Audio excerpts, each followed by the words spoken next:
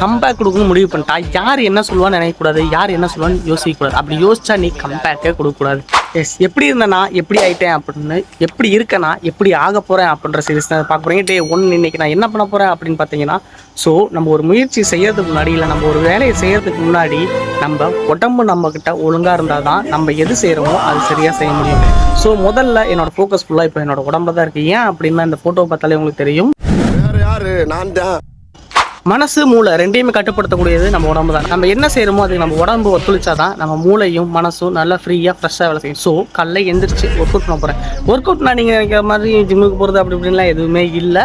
So என்னால் அதெல்லாம் பண்ண முடியாது, ஏன்னா வயசாகிடுச்சு.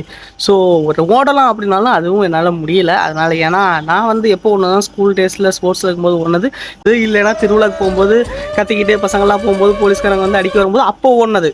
ஸோ அதனால் ஓடியும் வயசாகிடுச்சு, நம்மளால் ஒன்றும் முடியாது. அதனால் ஸோ ஃபஸ்ட்டு டே 1 நான் வந்து நடக்க தான் போகிறேன். நடக்கிறதுக்கு நான் இப்போ எங்கே போகிறேன் அப்படின்னு சொல்லி பார்த்தீங்கன்னா, காந்திநகரத்தில் இருக்கிற பூங்காவுக்கு தான் போகிறேன். ஸோ ஒரு 10 நிமிஷம் இல்லை ஒரு 1/4 மணி நேரம் நடப்போம். நடந்ததுக்கப்புறமேட்டுக்கு கொஞ்சம் கொஞ்சமாக படிப்படியாக நடக்கிறதுலேருந்து அப்படியே ஓடலாம், ஓடி ஓடி அப்படியே ட்ரெயின் ஆகிக்கலாம். ஸோ இதுலேருந்து என் உடம்பையும் மாற்ற போகிறேன், என் லைஃப் ஸ்டைலையும் மாற்ற போகிறேன். ஸோ ரெடியாக இருங்க. நம்மளால் முடியாதுன்னா இங்கே வேறு எவனாலையும் முடியாது அப்படின்னு நம்மளை நம்பணும். ஸோ கான்ஃபிடண்ட்டாக எது பண்ணாலும் தைரியமாக பண்ணுங்கள்.